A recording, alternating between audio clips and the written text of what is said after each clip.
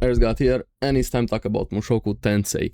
This episode feels very much so similar to a previous one, family life, everything looking good, working together, getting used to everything here, and towards the end just hit me like an emotional track. But while we have these good vibes here, everything seems to be going right, I still feel like the other shoe is bound to drop at some point, this calm before the storm, like I said in last video. Even though it technically did have the storm in this episode, something in the back of my mind just makes me think something more is going to happen. But let's get into this episode and talk about it. Now, I really liked Linali's tall hand geese at Paul's grave there, considering the relationship with Paul, everything that happened between them, and since then here Rudy and Roxy joined them, and them giving Rudy the reward from the labyrinth and even a bit of extra to help him with the family there. Just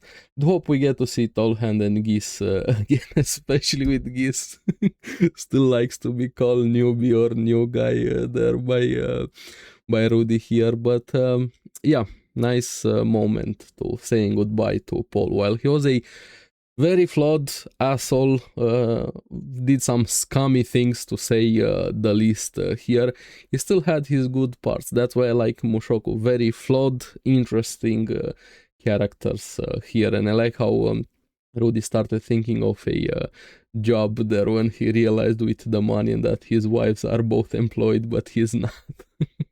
But here also something interesting maybe for the future. We have Zenith helping with gardening at home with Aisha a bit, showing maybe some signs of improvement. Something is going to change into the future. I really hope so, and I just want a bit of old Zenith back. Just throughout this episode I got so many nostalgia trip, even though I recently rewatched the show. It feels like a lifetime ago. That's why I love Mushoku so much. I feel like all of the events, the pacing, everything has been great here. But then back to the episode, Rudy trying to get Lucy to laugh.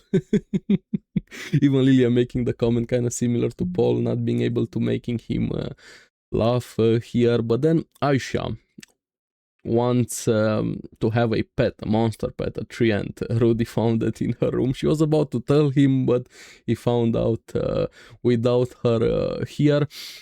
Apparently gave it bathwater, maybe that's why it turned into a monster with tentacles, Rudy with the mind in the gut. But no, they just turned into monsters here, and Aisha likes it. It bonded with it here. Rudy doesn't want to keep it to keep her safe, can understand his mentality there, but then Aisha blackmails him. She has all of the power here. She knows about the secret room in the basement, and he loses it. Like he's like panic, full panic mode here. I would be really curious how Sylvie and Roxy react if they found out about his religion. Especially Roxy with her pants.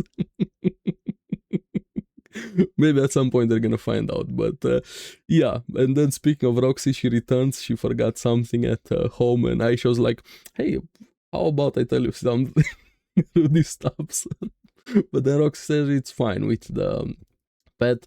Apparently the Migurts have been doing this for quite a while, keeping their crops and everything safe there with the crows and things like, kind of like a scarecrow. In a way, we even get a bit of the flashback when he visited the village. We saw there the plant monster here. But yeah, this was a fun, cute moment, and Aisha has too much power here. But also in this episode, I really like how determined Rudy is to protect his family, even researching with Cliff the Hydra scales that they got in the reward here, nullifying barriers and ordinary spells. I'm curious what's going to happen with those skills, what they're gonna become, what they're gonna find out with the research here, and him wanting to be prepared for any future dangers here. But also I like he didn't let that control him, deciding to taking things slow and not just being full on panic mode, so to say, always thinking of the dangers. Thanks to Zanoba and Julie coming in. Julie made a really good Richard doll. Man, Julie needs to be protected here. But while that was the focus a bit, Zanoba talking in the background, I think he made probably a very giant discovery, saying the mana crystal in the doll he was researching it's made with smaller ones with magic circles, kind of like when they did the experiments with Nanahoshi with layering circles here. I'm really curious who exactly made that doll, what happened here, but this is probably a very big discovery. We just saw it a bit in the background there. And after this dinner with family, I really like this family time, but like I kept saying, just I have a feeling something is going to happen. I don't know what, but it's bound to happen.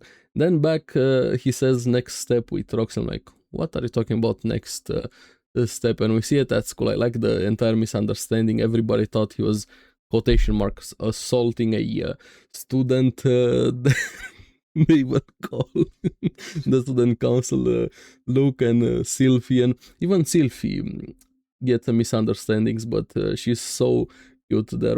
Roxy feeling down because she was called a female student and not a teacher here, and Sylvie gets jealous, thinking that Rudy wanted sex time with Roxy, but no, he didn't there, and she lets her mind. She's probably the freakiest out of them, probably the horniest out of them. She thought about a threesome here, but this kind of shows a bit of their relationship, and even throughout this episode, how they're all adjusting a bit to this dynamic they have here, but it's probably going to happen, a threesome and maybe a foursome when Aris is going to join here. But no, what Rudy wanted was for Roxy to teach him King Class water magic here, and after this, probably my favorite part in the episode, them slowly talking about the horse, Matsukaze, Caravaggio, also the old horse they had, traveling memories of old times of the village here, just brought me back to season 1 and those times here, and lightning, the spell of the King Class spell here. Roxy kills another tree, like how she did the first time she tried to train Rudy here, rip that tree, but hey, they learn. They protected the horse here directly. And she kind of had a Megumin moment. She's only able to cast the spell 1 time per day, and even saying later, like, she misses it 1 out of 5 times here. And then Rudy, time to cast it, that moment was great, and I like how Roxy saw him as a kid again when he casted the Columu Nimbus. I'm sorry if I'm butchering that there. And that moment was great here. Actually got me super emotional, this entire thing here. And of course, he did it. He's very proficient with magic here. Sylvie couldn't do it, but I feel like it's probably an affinity type, like how Rudy's not good at magic, at healing magic. Sylvie's probably gonna be maybe better at wind magic, even with her name being Sylvie. Here we know the wind spirit and things like that here, but the walk back home was great here, and I like how all of them having their own insecurities. Roxy thinking this is too good, this life is too good, maybe it's a dream, she's still stuck in the labyrinth here. Sylvie having her insecurity about not having a chance with Rudy, even losing against Roxy here, thinking she would lose there. That was great, but slowly getting used to each other, caring for each other here, this entire dynamic here, them with Rudy also wanting to protect them so much, saying he's gonna let his actions speak louder than words. But this is why I really like this series so much. All of the characters have their own things they have to deal with there, and they're great together here. But I'm also curious how Aris is going to change this entire dynamic and everything that's going to happen with that when they finally reunite. We know it's going to happen, I just don't know how it's going to happen here. And Ludi thinking to himself, he's the lucky one, and to protect them, to protect his family. So yeah, we had a great episode here, still building up to the family. Things are looking well, but really waiting for this storm to happen. And I'm not talking about the spell here, because like I said at the start, we technically did have a storm, but I'm curious where it's going to go with the bigger plot, the bigger moments and everything like this. Not that I don't enjoy the family time, because considering everything that has been led up to this point, this feels like the reward that Rudy deserves and everybody else with everything they've been through. So yeah, I'm loving it so far. The pacing is great, the cute moments here, but I'm also excited for things to come. So let me know in the comments below what you guys think of this episode. As always, thank you very much for watching. Remember to like and subscribe. helps me quite a lot, and you guys get the latest videos on the series that I follow. So keep enjoying Mushoku Tensei. I'm gonna see you again on the next one. Bye bye.